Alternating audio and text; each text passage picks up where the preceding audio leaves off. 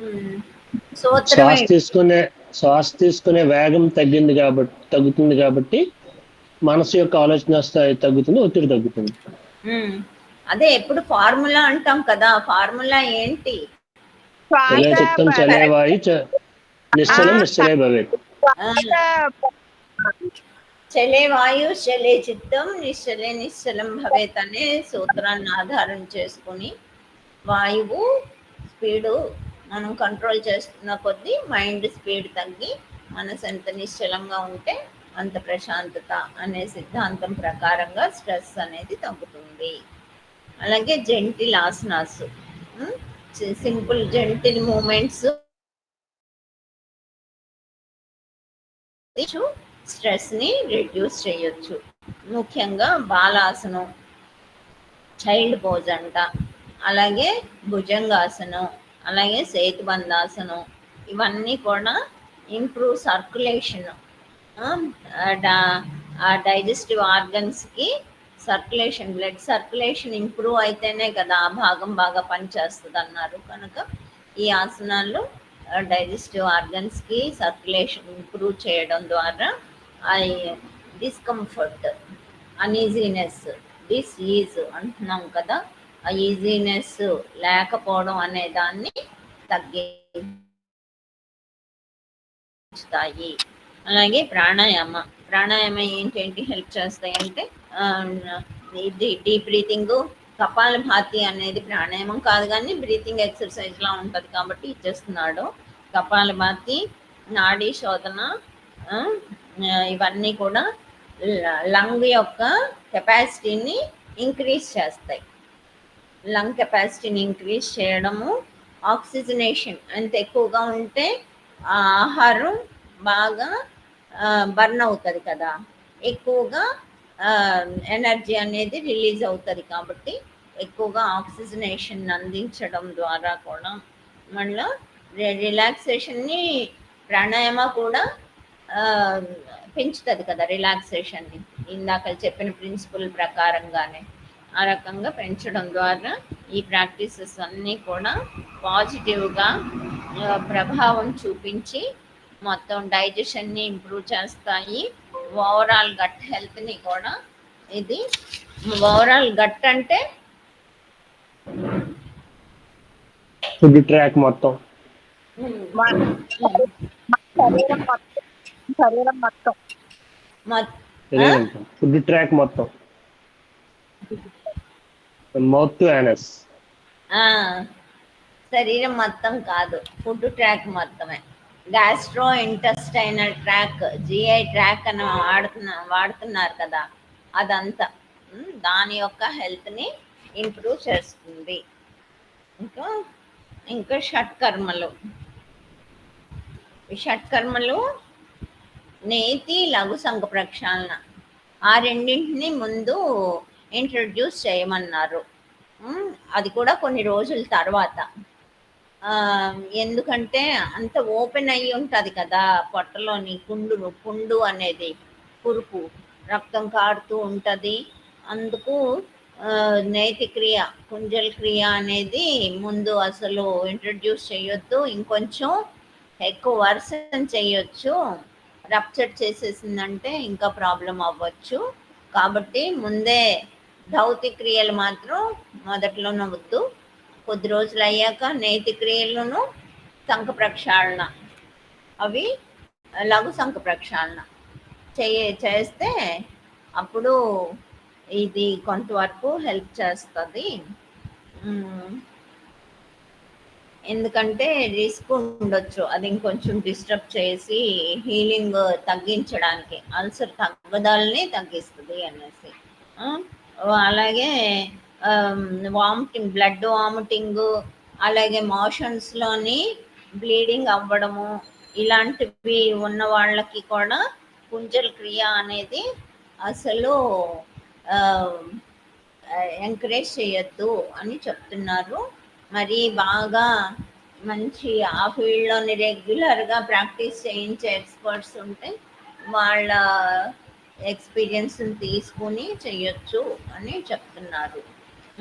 అంటే blood vomitings కానీ blood motions అంటే లోపల బ్లడ్ అలాగ బ్లీడింగ్ అవుతున్నట్టే కదా, అంత సోర్ అనేది పుండ్ అనేది ఓపెన్ అయ్యి ఉన్నట్టు కదా. మరి అలా ఓపెన్ అయి ఉన్న పరిస్థితిలోని ఇది ఇంకొంచెం రప్చర్ చేయొచ్చు మనం తాగిన ఉప్పు నీళ్ళు అవిను అనేసి. ఇంకా కర్మయోగ అనేది కూడా ప్రిస్క్రైబ్ చేయమంటున్నారు. Simple tasks, non competitive environment, వాళ్ళు చేసేస్తున్నారు నేను ఇంకా చేయలేకపోతున్నాను అనే ఫీలింగ్ ఉండే విధంగా కాకుండా నాన్ కాంపిటేటివ్ ఎన్విరాన్మెంట్లో ఏదైనా సింపుల్ టాస్క్స్, చిన్న చిన్న పనులు ఏవైనా చేసే విధంగా అవకాశం కల్పించమంటున్నారు. మనకి మామూలుగా అయితే ఆశ్రమంలో నిష్కామ కర్మ అనేది కంపల్సరీ మార్నింగ్ ఈవినింగ్ ఉండేది. వాళ్ళకి నిష్కామ కర్మలోనే మాకు ఎంతో హాయిగా ఉందండి అని చెప్పేవారు అనమాట. అంటే ఇంకొక ఆలోచన దీనివల్ల ఏ ప్రయోజనం అనేది ఆశించకుండా కదా నిష్కామ కర్మ అనేది, ఆ పనిలో మునిగిపోతారు. ఆ మునిగిపోవడంలోని ఆటోమేటిక్గా ఈ స్ట్రెస్ స్ట్రెయిన్, ఎందుకంటే idle man brain is devil's workshop. ఖాళీగా ఉన్న మనసే దెయ్యాల కొంప అంటారు. కాబట్టి దానికి సరి అయిన పని ఉంటే ఆ దెయ్యాల కొంప నుండి బయటపడడానికి ఒక అవకాశం అన్నమాట. ఆ రకంగా కర్మయోగంలోని carpentry work, simple carpentry work కానీ వడ్రంగి పనిలో ఏదైనా అలాంటివి కానీ, లేదా ముఖ్యంగా గార్డెనింగ్ అనేది ఎక్కువగా హెల్ప్ చేస్తుంది. గార్డెనింగ్లోని చాలా మనసు ప్రశాంతంగా ఉండడం ఒక రకంగా అదో భగవత్ సేవే కదా. ఇంకొన్ని జీవులకి కొన్ని గంటల పాటు గార్డెనింగ్ చేయడం కూడా అనేది కూడా ఎక్సలెంట్ ప్రిస్క్రిప్షన్. ఇలాంటి బాగా టెన్షన్ ఉన్న వర్కర్స్కి వాళ్ళకి. అలాగే కర్మయోగా అనేది మెంటల్ రిలీజ్ అనేది తీసుకొస్తుంది, రిలాక్సేషన్ తెస్తుంది, క్రియేటివ్ ఎక్స్ప్రెషన్, కొంత సృజనాత్మకతని రకరకాలుగా వాళ్ళు చేయడానికి అవకాశాన్ని కల్పిస్తుంది అన్నమాట. దానివల్ల మనస్సు ప్రశాంతంగా ఉండడం అనేది జరుగుతుంది. ఇంకా వాళ్ళకి డైటరీ మోడిఫికేషన్స్ ఏమేమి చేయొచ్చు అంటే, యోగా ప్రిన్సిపల్స్ ఎప్పుడు కూడా సాత్విక ఆహారాన్ని తెలియజేస్తాయి కదా. సాత్విక ఆహారం అంటే ఏమేమి ఉంటుంది? పళ్ళు, కూరలు, పాలు. ధాన్యాలు, పళ్ళు, కూరగాయలు, పాల ఉత్పత్తులు, చిరుధాన్యాలు, హోల్ గ్రెయిన్స్ అంటున్నారు కదా. అలాంటి ఉండే ఆహార పదార్థాలు సాత్వికంగా ఉండే వాటిని తీసుకోవాలి. అలాగే స్పైసీ ఫుడ్, మనకి ఏవి తినాలి ఏవి తినకూడదు, పథ్యము అపథ్యము అంటారు కదా. పథ్యం ప్రకారంగా పళ్ళు, కూరగాయలు, చిరుధాన్యాలు, పాల ఉత్పత్తులు అవి పథ్యం. అపథ్యం అనేసరికి ఏమేమి తీసుకోకూడదు?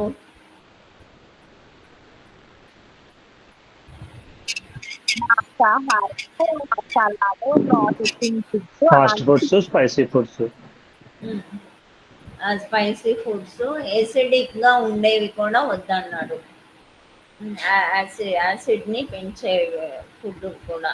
అలాగే గ్రీజీ ఫుడ్స్, నూనె పదార్థాలు, జిడ్డు పదార్థాలు ఉండేవి, అవి స్టమక్ లైనింగ్ని ఇంకొంచెం ఇరిటేట్ చేస్తాయి అన్నమాట, ఇంకొంచెం రప్చర్ చేసినట్టుగా చేసేస్తాయి. అందుకోసం వాటిని అవాయిడ్ చేయాలి.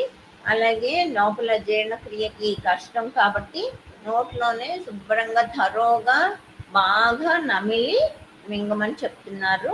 ఆ నమలడం కూడా మైండ్ఫుల్గా విత్ అవేర్నెస్తో చేస్తుంటే ఆటోమేటిక్గా మెంటల్ ఎనర్జీస్ కూడా అందులో సేవ్ అవుతాయి అన్నమాట. దానివల్ల డైజెషన్ అనేది ఇంప్రూవ్ అవుతుంది. ఎందుకు మైండ్ఫుల్నెస్ అని 10 సార్లు చెప్తున్నారు? అదే రకంగా హెల్ప్ చేస్తుంది. చూస్తున్నామో మనకి తెలిసేలాగా, అంటే ఆ తినేదానికి వ్యాసంగా పెట్టి తినడం వల్ల కూడా మనకి అది ఒంటికి పడుతుంది. అదొక కారణం. ఇంకా మైండ్ఫుల్నెస్ ఎప్పుడైతే పెట్టామో మనసు ఇంకో ఆలోచన లేకుండా ఉంటుంది, మనసుకు వేగం తగ్గుతుంది, ఉమ్, తద్వారా ఒత్తిడి తగ్గుతుంది. ఒత్తిడి తగ్గడం ఒకటి, మామూలుగా అంటే ఎక్కువ ఆలోచనలు చెప్తుంటారు కదా, ఒక ఆలోచనకి ఇక్కడి నుండి ఓ 10 కిలోమీటర్లు ఒక బియ్యం బస్తా మోసుకొని వెళ్తే ఎంత ఎనర్జీ ఖర్చు అవుతుందో ఒక ఆలోచనకే అంత ఎనర్జీ వేస్టేజ్ అవుతుందట. మరి అలాంటప్పుడు మనం నిమిషానికి ఎన్ని ఆలోచనలు చేసేస్తుంటాం, మరి ఎంత ఎనర్జీ వేస్ట్ అయిపోతుంది. మరి అలాంటి వేస్టేజ్ ఆఫ్ ఎనర్జీ అంతా కూడా సేవ్ అవుతుంది కదా ఎప్పుడైతే మైండ్ఫుల్నెస్ దాని మీద, తినే దాని మీదే దృష్టి పెడితే ఆటోమేటిక్గా ఇతర ఆలోచనలు పోతాయి కదా. పోయేసరికి ఆటోమేటిక్గా చెల్లేవా అదే ఏ మనసు ఎంత ఏకాగ్రం అయితే అంత ప్రశాంతత అనేది. నిన్న యోగ నిద్ర చేశారు, చేసిన తర్వాత ఎలా ఉంది? హాయిగా ఉండండి. ఆ హాయి అనేది ఆటోమేటిక్గా వచ్చింది కదా, అది తెమ్మంటే రాదు కదా, అలాగా ఆటోమేటిక్గా ఆ హాయి అనేది వచ్చేస్తుంది అనమాట. ఎంత మనసు ఏకాగ్రం అవుతుంటే అవి ఇలా అంటే ఇతర ఆలోచనలకి వేస్టేజ్ ఆఫ్ ఎనర్జీ అనేది పోతుంది. రెండో సూత్రం ఏంటి? చలించే ప్రతిదీ కొంత శక్తి కలిగి ఉంటుంది. అన్నిటికన్నా వేగంగా చెల్లించేది మనసే కాబట్టి మనస్సే అతి శక్తివంతమైంది. అక్కడ ఆలోచనల ద్వారా వేస్ట్ అయ్యే ఎనర్జీ సేవ్ అవుతుంది, మనసు దీనికే ఉన్న శక్తి అంతా కూడా అక్కడ అందించడం అనేది కూడా జరుగుతుంది. దానివల్ల డైజెషన్ అనేది ఇంప్రూవ్ అవ్వడానికి మైండ్ఫుల్నెస్ కూడా చాలా సహకరిస్తుంది.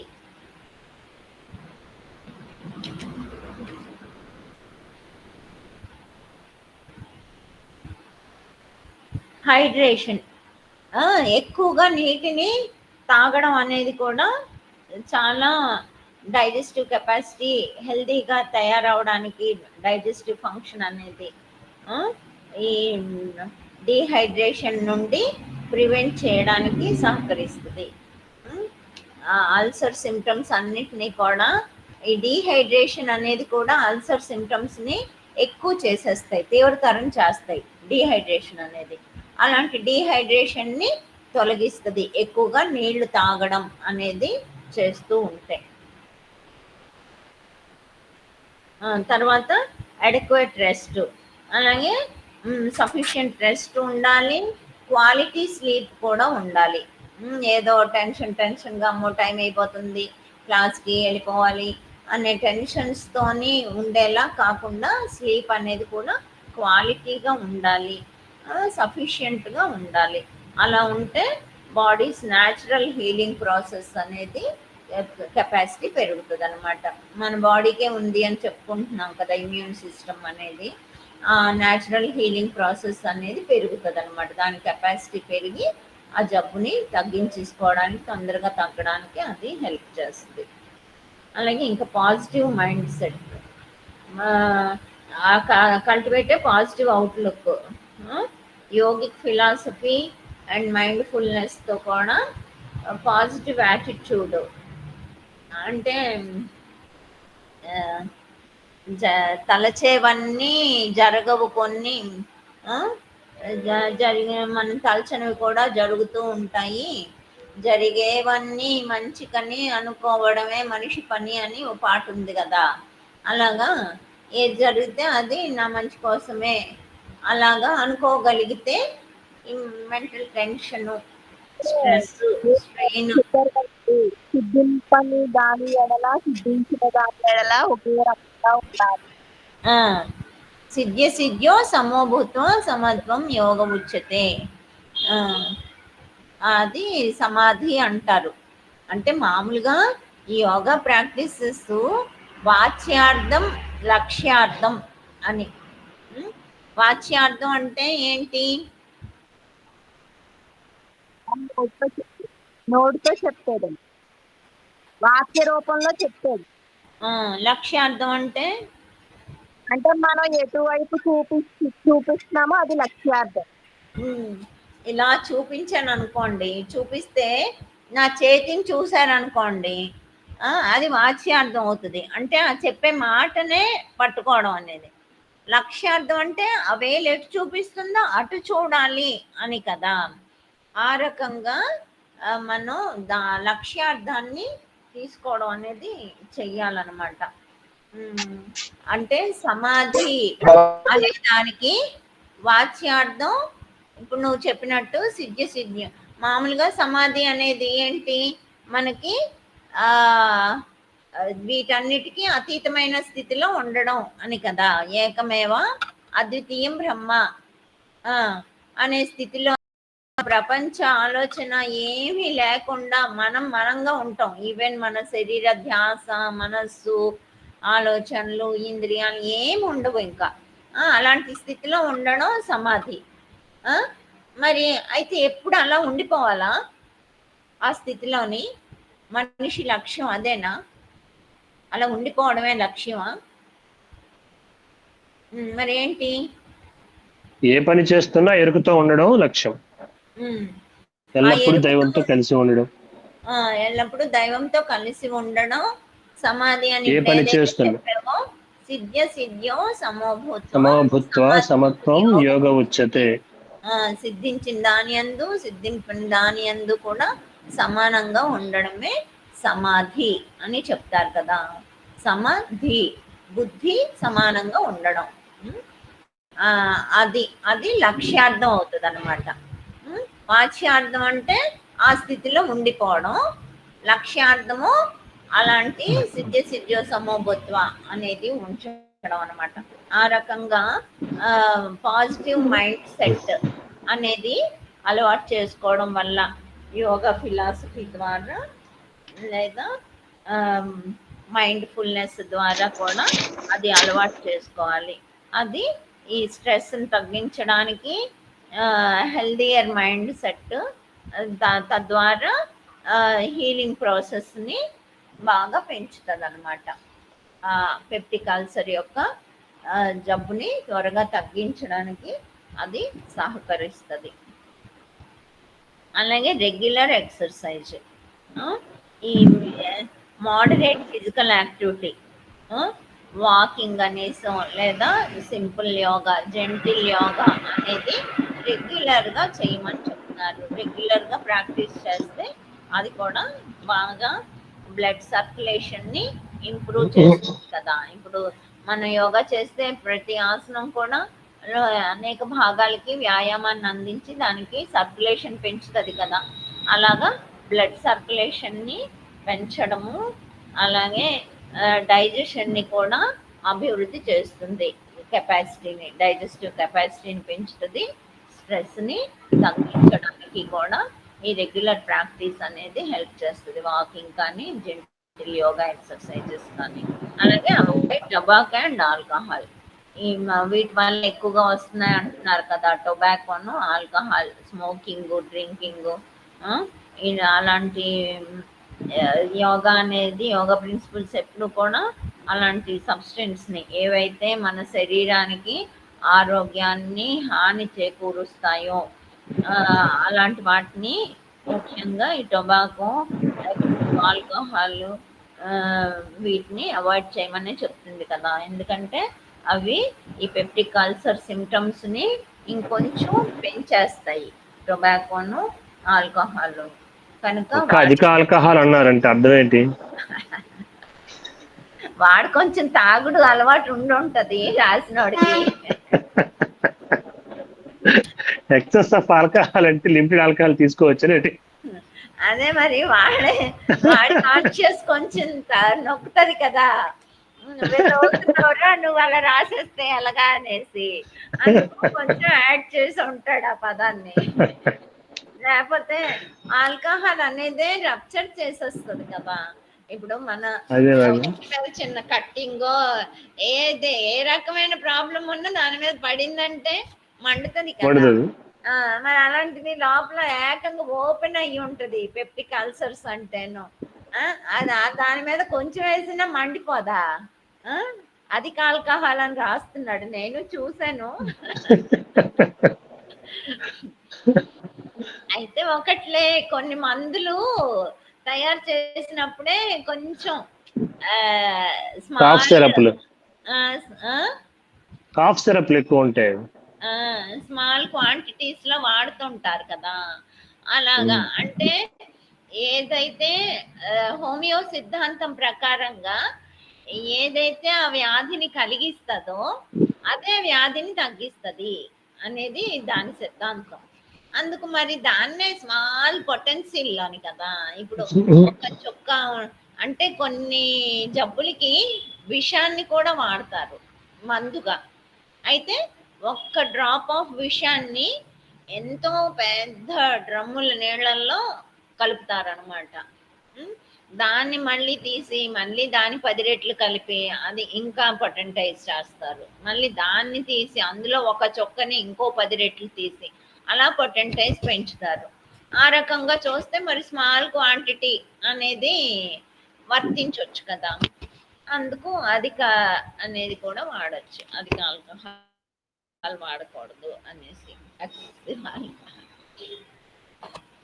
అలాగే కన్సల్ట్ యోగా ఇన్స్ట్రక్టర్, అలాగే ఈ యోగా వాళ్ళకి ట్రీట్ చేసే యోగా ప్రాక్టీషనర్స్ కొత్త వాళ్ళు అయితే యోగా ఫీల్డ్ లోనికి వచ్చిన వాళ్ళు కొత్తగా వచ్చి ఉంటే అప్పటికే ఎంతో మందిని ట్రీట్మెంట్ ఎన్నేళ్ల నిండో ట్రీట్ చేస్తున్న ఎక్స్పర్టైజ్ యోగా ఇన్స్ట్రక్టర్ గైడెన్స్ తీసుకుని ఆ రకంగా దానికి తగినట్టుగా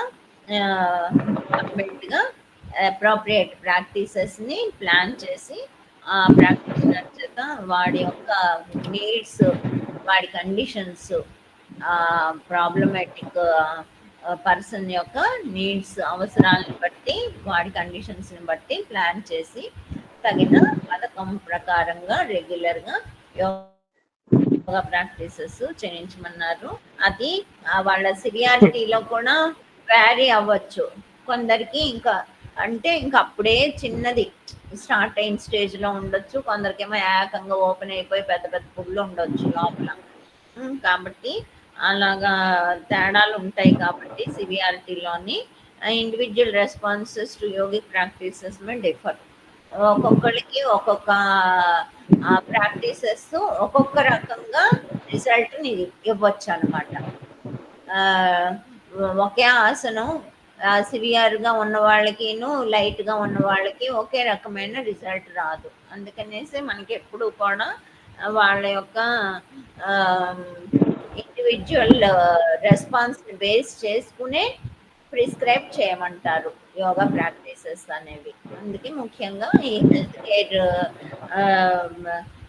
ప్రొవైడర్ ఉంటారు, డాక్టర్స్తో పాటు కన్సల్ట్ చేసి కోఆర్డినేషన్గా కాంప్రిహెన్సివ్ సేఫ్ మేనేజ్మెంట్ ప్లాన్ అనేది వాళ్ళ కండిషన్ ప్రకారంగా ఇవ్వమని చెప్పడం జరిగింది.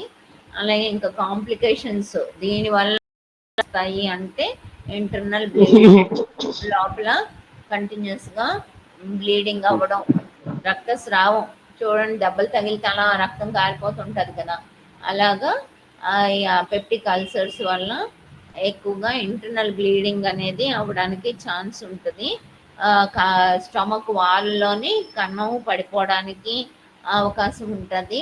అబ్స్ట్రక్షన్, ఆటంకం ఏర్పడుతుంది, ఏకంగా పుండు అక్కడ అడ్డుగా తయారైపోవచ్చు, తిన్న ఆహారానికి ఆటంకపరుస్తుంటుంది.